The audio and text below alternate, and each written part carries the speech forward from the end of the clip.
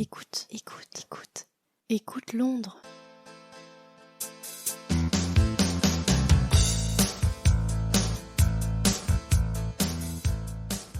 Eh bien, bienvenue à tous dans ce guide audio sur Londres. Aujourd'hui, on va se présenter donc chacune, puisque vous allez nous écouter là pendant plusieurs heures, parler de Londres. Donc, je me suis entourée de Claire, donc qui est travel planner, donc qui a créé sa propre agence de voyage Salmon Voyage, et de Noémie, donc qui est expat et blogueuse à Londres et qui a donc un blog Bon Baiser de Londres et qui aussi maintenant fait des petites boxes saisonnières avec des produits d'Angleterre. Donc, eh bien, tout de suite, je vous propose de découvrir ces deux merveilleuses personnes avec qui on va parler beaucoup de Londres. Je vais faire une présentation, si vous me connaissez déjà dans le podcast Franchise autour du monde, je vais faire exactement le même genre de présentation que je fais dans le podcast et que je vais faire aujourd'hui donc avec Claire et Noémie. Claire, on va commencer par toi. Est-ce que tu peux nous donner ton prénom, ton âge, la ville d'où tu viens et puis nous dire ce que tu fais dans la vie, mais peut-être avec un petit peu plus de détails que ce que j'ai dit au départ.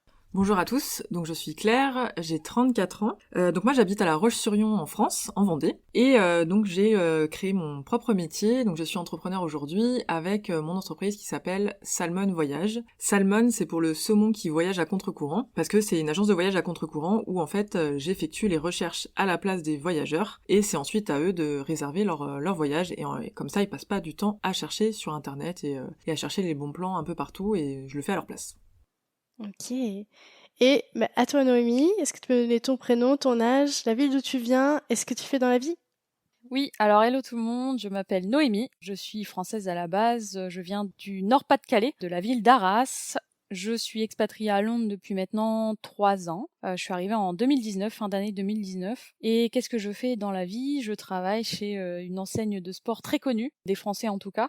Et je suis sur tout ce qui est communication événementielle. Donc ça a aussi un lien un petit peu avec ce que je fais au jour le jour, puisque j'ai toujours aimé un petit peu la communication, tout ça. Donc ça semblait logique aussi de créer ce blog. Donc le blog a 3 ans, lui. Je l'ai créé vraiment quand je suis arrivée ici à Londres. Il parle évidemment exclusivement de Londres, un petit peu des voyages que je peux faire autour en Angleterre, mais un petit peu moins, puisque j'ai moins l'occasion également. Et donc je dissémine, on va dire, je distille des petits feedbacks, par exemple, mes avis sur certaines sorties, sur certains restaurants, et j'aide aussi un petit peu, voilà, quand on me pose des questions, je reçois quand même beaucoup de messages sur Instagram. Donc quand on me pose des questions sur Londres, et ben j'y réponds à toute ma petite communauté sur Instagram principalement. C'est ça. Et alors, j'aimerais bien que vous nous disiez quand même chacune un peu le type de voyageuse que vous êtes quand vous partez quelque part dans le monde.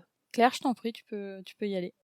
Merci Noémie. Alors pour moi, au niveau de mes voyages personnels, je suis vraiment dans une recherche de sortie de zone de confort. Ça, c'est vraiment mon objectif à chaque voyage. Et en fait, je veux découvrir au maximum sur place. Moi, mon plus gros voyage, ça a été la Mongolie, forcément, pendant 1 mois. D'ailleurs, j'en avais parlé dans ton podcast, Adèle. Et ouais, ce voyage, ça a clairement changé ma vie en termes de zone de confort, de découverte et d'aventure surtout. Après, j'ai un gros faible quand même sur tout ce qui est États-Unis, donc les grands espaces, mais aussi les grandes villes comme New York, qui me sont très chères. Voilà, moi c'est vraiment une recherche d'aventure, de sortie de zone de confort pour grandir, pour apprendre par rapport aux autres, par rapport à leur culture, mais par rapport à moi-même aussi. En général, quand je pars en vacances, les vacances c'est pas fait pour se reposer. Moi je déteste tout ce qui est croisière et all inclusive. Il y en a qui adorent, hein. Mais moi en général je reviens beaucoup plus fatiguée à mon retour de vacances que au départ. Mais en fait on ressort tellement grandi que voilà, c'est hyper ressourçant et moi ça me fait grandir au quotidien.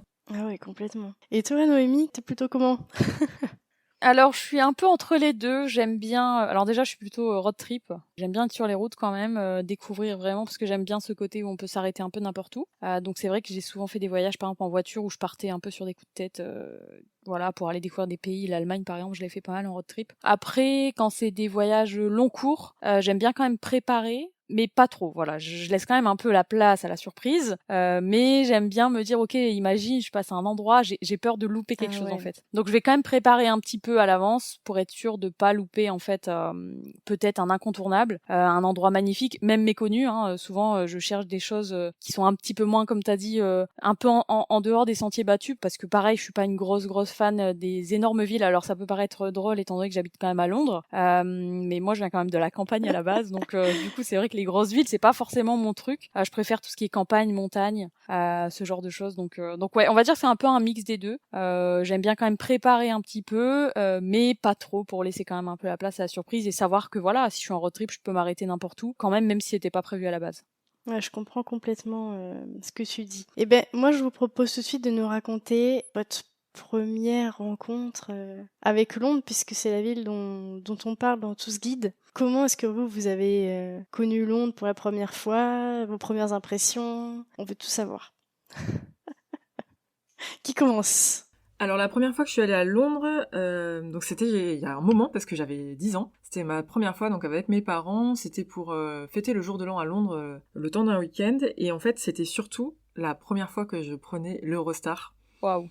Et en fait, Oh, génial. et en fait pour la petite anecdote, Ça commence fort. j'avais peur de prendre l'Eurostar parce que pour moi on allait prendre le train donc sous le tunnel sous la Manche, mais on allait voir des poissons, il allait avoir des, Si ça peut te rassurer, de tunnels je pensais la même transparents où on chose. allait voir l'eau. Tu n'étais pas seule. Moi Pas aussi. du tout. Pas du tout. Je crois qu'en fait, on a tous pensé Et ça ouais, du coup, ça me quand on rassure de était ne pas petits. être seule à avoir pensé ça. Ouais. Mais j'ai appris après par la suite, du coup, que en regardant C'est pas sorcier avec Jamie, donc merci Jamie, que c'était creusé sous la terre et Si c'était tu pas nous dans l'eau. écoutes. Voilà, ça m'a un petit peu rassurée. Ça c'était pour la petite anecdote. Et voilà, on était resté en fait un week-end sur place pour fêter le jour de l'an. Donc ça, c'était ma première rencontre avec Londres. Ça doit être magique. Mais c'est vrai qu'on est tellement près que finalement, on n'a pas besoin de partir si longtemps. Hein. Alors moi, c'est un petit peu insolite. Par contre, j'étais un peu plus âgée, donc j'avais 18 ans la première fois, donc il y a 10 ans, tout pile. Non, un peu, pardon, il y a 12 ans déjà. Voilà, je viens de me prendre un petit coup de Les vieux. années passent, Hop là. désolée Noémie. Pourquoi? Parce que du coup, j'ai une sœur qui est fan de Michael Jackson. Et donc, elle avait réussi à avoir les places pour son concert retour à l'O2 à Londres. La suite, vous la connaissez, il est décédé. Donc, on a bien eu les tickets, mais on n'est jamais allé au concert. C'est un peu horrible en soi. Hein. En plus, je pense que ça aurait été un super souvenir, hein, parce qu'il y a des gens qui me oui, ça, disaient c'est incroyable ce genre de concert. Et donc, c'était à Londres. Et c'est vrai que moi, comme j'habitais dans le Nord, c'était super simple d'y aller. Comme tu as dit, Eurostar, voilà, en 1h30, on y est. Donc, on s'est dit, bon, on va pas annuler le voyage. C'est quand même notre première fois à Londres. On va quand même y aller. Ça a pas la même saveur. Je pense que quand à la base t'avais un projet quand même, voilà, un peu plus cool, mais on est quand même parti. Donc moi j'avais 18 ans, je découvrais hors de France finalement, parce que j'étais jamais vraiment partie avant ça. On voyageait que en France. Donc je suis arrivée là-bas, je me suis pris une claque monumentale. Parce que t'es à 18 ans, t'es un peu en train de te chercher finalement, tu sais pas trop qui t'as envie d'être. Et là je suis arrivée à Londres où personne ne juge, les gens avaient des cheveux bleus, des cheveux roses. Moi j'étais impressionnée, je me disais waouh, ils ont des cheveux de toutes les couleurs et tout le monde s'en fout.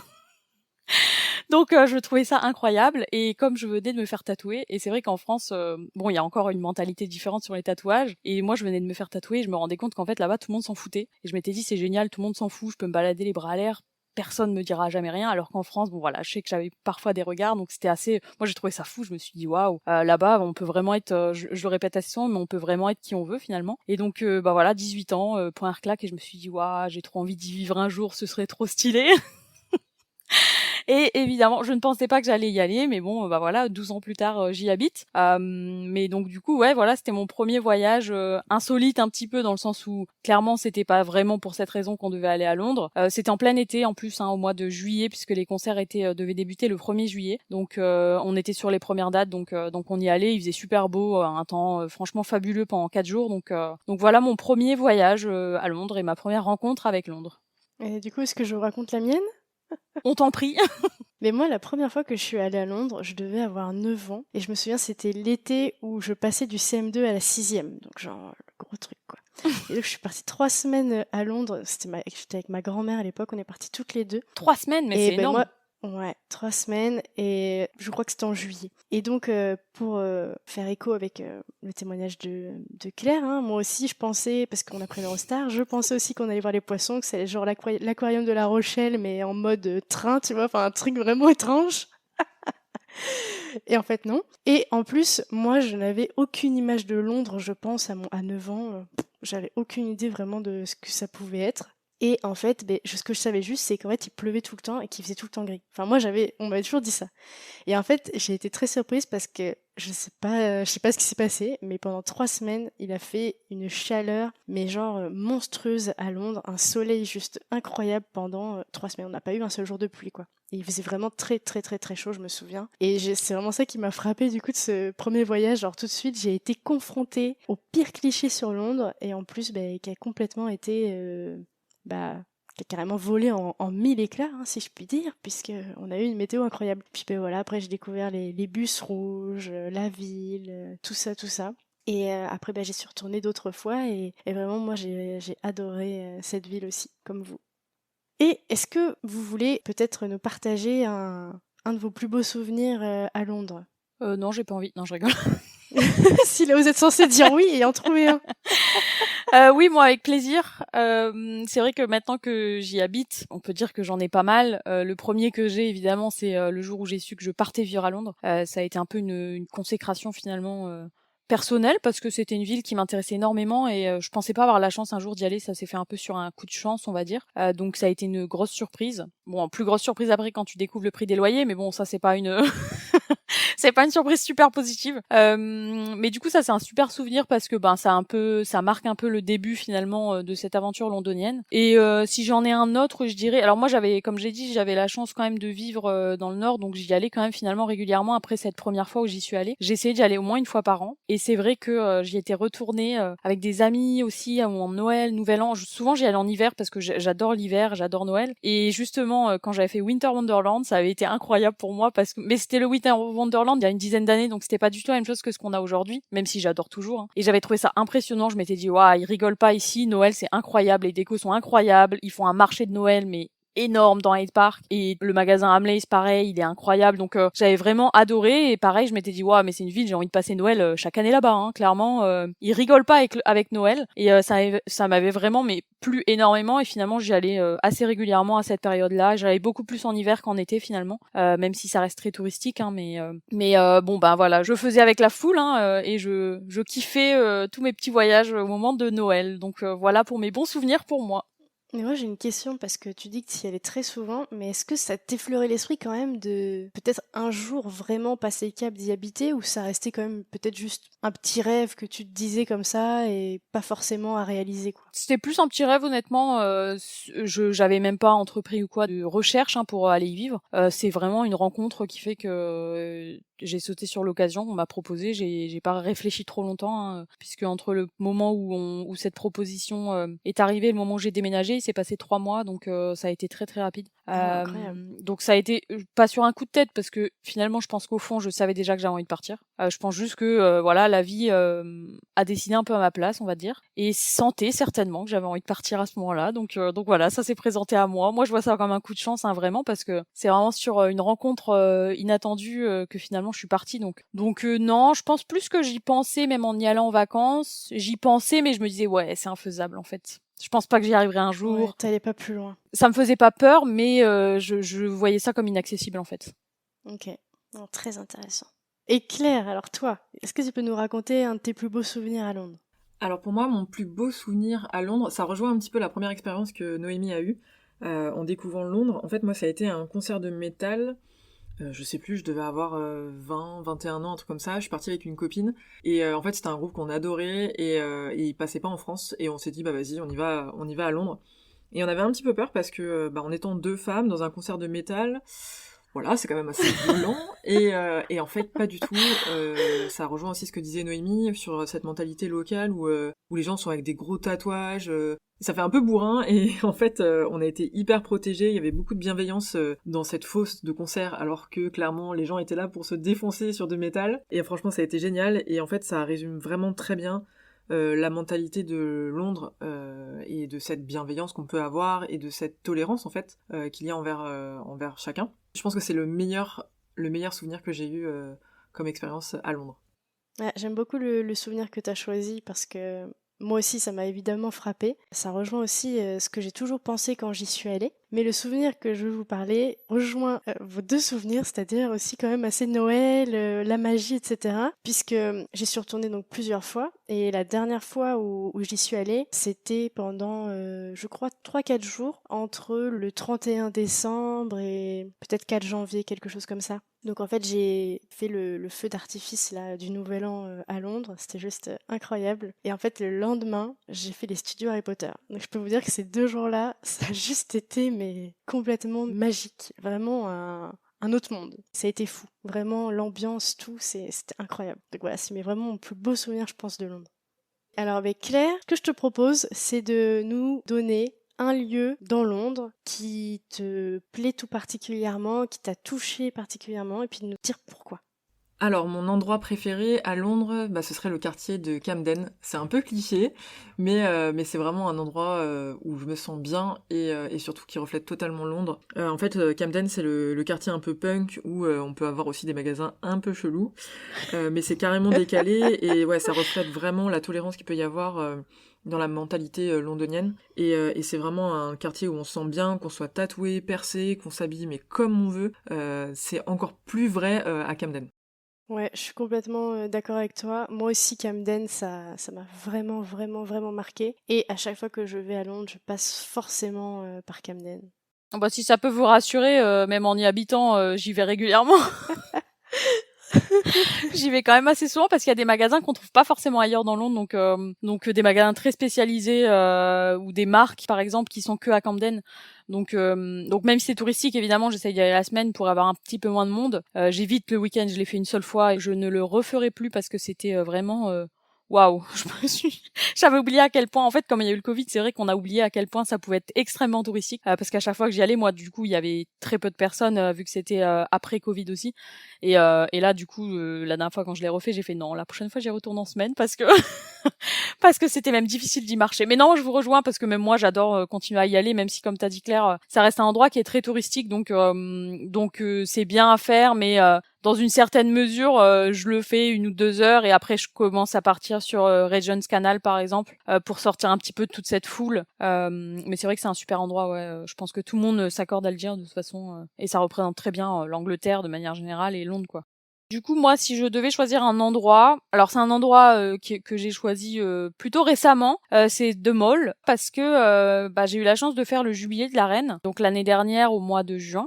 Et c'est vrai que c'était la première fois que je le faisais. Donc j'avais beaucoup d'amis qui m'avaient dit oui, si t'as l'occasion un peu de rejoindre des événements, ce genre de choses, des célébrations, fais-le parce que tu verras, l'ambiance est extraordinaire. Évidemment, enfin voilà, on est tous au courant, il y a un vrai amour du peuple anglais envers la famille royale, c'est vraiment, on le sait tous, hein, de toute façon, en France, on en entend parler aussi beaucoup dans les journaux, tout ça. Et c'est quelque chose quand tu viens pas de ce pays qui est un peu difficile peut-être à cerner au départ, et même quand on pose la question aux Anglais, ils ont un peu du mal à expliquer pourquoi est-ce qu'il y a cet attachement. Et The Mall, pour moi, ça représente vraiment finalement un peu le cœur de toutes ces célébrations, puisque quand il y a des carrosses, ils passent toujours par là. The Mall qui va directement à Buckingham Palace, pour situer un petit peu. Et j'ai fait ce jubilé pour les 70 ans de règne, et c'était vraiment incroyable. En fait, finalement, j'ai vraiment compris pourquoi il y a eu cet attachement autant autour de la reine. Et j'y suis retournée récemment pour un événement un peu moins cool, donc pour la cérémonie, évidemment, encore une fois de la reine, mais pour son décès. Et pareil, en fait, c'était complètement fou. Enfin, tous les gens qui se réunissaient et qui venaient de partout en Angleterre, parce qu'on parlait un petit peu avec les gens autour de nous, ils nous disaient oui, je viens de Birmingham, je viens de Liverpool, j'ai fait le déplacement juste aujourd'hui, je repars en train juste après, parce que on se devait d'être là pour la reine, quoi. Donc cet endroit, pour moi, représente vraiment la famille royale. C'est un endroit, voilà, qui a vu défiler aussi tous les rois, reines qu'il y a pu y avoir jusqu'à aujourd'hui. Donc voilà, ce serait un peu mon endroit préféré aujourd'hui pour des bonnes et un peu pour des moins cool raisons. Mais c'est là-bas que j'ai vécu finalement un peu la vraie expérience anglaise d'être là pour les célébrations royales. Donc c'est cool et je le referai l'année prochaine pour le couronnement du roi. C'est ce que j'allais dire, on a un sacré événement qui nous attend là. Ouais, qui est au mois de mai du coup, et donc j'ai hâte aussi de vivre cet événement parce que ce sera unique et je sais que je le revivrai pas forcément, donc voilà. Ça, c'est vrai que ça doit être dingue de pouvoir vivre comme ça ces grandes célébrations, mais avec le peuple en fait, le peuple anglais, ça doit vraiment être fou. Ah bah moi clairement je recommande à quiconque parce que je sais que des personnes évitent de venir sur ces week-ends-là. Moi je vous dis n'évitez surtout pas. Allez-y, faites-vous plaisir, c'est un moment unique à vivre Et bah voilà, pour le jubilé de la reine, je savais que j'ai eu la chance de le partager avec une de mes abonnées, Marion, du coup, qui est passionnée de la famille royale et qui m'avait invité, qui m'a dit écoute, si t'es toute seule, viens, on y va ensemble. J'avais dit ok, pas de souci. Donc j'étais allée, je l'avais rejoint à 6 heures du matin. Elle y était depuis 4 heures du matin, elle. Oh là là. Et donc du coup, bah voilà, j'avais fait la totale, quoi. Et encore, elle a eu plus de courage que moi puisqu'elle y allait super tôt. Et en fait, c'était super intéressant parce qu'elle a fait plusieurs jubilés, donc elle a pu m'expliquer un petit peu le process qu'il y a derrière tout ça, qui doit défiler en premier, parce que c'est des choses qui sont très très millimétrées.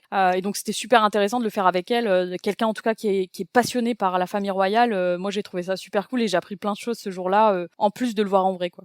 Ouais, je comprends complètement et c'est vrai que ça fait très très envie. Eh ben, moi, ce que je vous propose, c'est juste de nous dire un petit peu ce que vous allez donc apporter à ce guide avant qu'on conclue. Qui veut commencer? Claire, comment est-ce que tu vas nous aider à préparer notre voyage à Londres? Alors dans ce guide, moi je vais plutôt être sur la partie technique par rapport au voyage, sur la préparation en amont, avec par exemple les différents aéroports à Londres, les différents types de transferts pour rejoindre Londres ensuite. Est-ce que c'est plus avantageux de prendre l'avion ou par exemple de prendre l'Eurostar ou le bateau? Donc là on était sur les transports, sur l'organisation et sur la recherche vraiment en amont. Et après sur tout ce qui est plutôt expérience, ça ce sera plutôt la partie de Noémie. Ouais, Noémie, tu veux en dire un peu plus? Oui, alors du coup, moi, mon but, c'est de vous faire rêver. Mon but, c'est de vous donner vraiment envie de découvrir Londres, mais pas forcément le Londres touristique. J'ai essayé vraiment de donner le plus d'infos possible pour sortir un peu des sentiers battus, parce que Londres, c'est une ville immense qui finalement a énormément de trésors qui sont parfois un peu méconnus. Et donc voilà, mon but, c'est de vous donner envie de sortir un petit peu. Alors évidemment, aller voir Big Ben, aller voir Westminster, pas de souci. Ça fait aussi partie de toutes les pistes audio parce qu'on est obligé d'en parler et c'est des super endroits. Mais voilà, le but c'est de sortir un peu des sentiers battus et de vous donner des endroits auxquels vous n'auriez pas pensé forcément à la base et un petit peu inside comme on dit puisque c'est des endroits que je teste moi-même dès que j'en ai l'occasion. C'est ça, donc on vous a classé tout ça par thématique tout simplement. Chaque piste audio correspond à un type de visite, on va dire. Donc voilà, vous avez plus qu'à aller piocher dans ce qui vous intéresse pour pouvoir préparer au mieux votre séjour. Et surtout, pensez à nous envoyer des petits messages, à nous raconter tout ce que vous avez visité, tout ce que vous avez vu, tout ce que vous avez découvert grâce à tous nos petits conseils. Bonne écoute!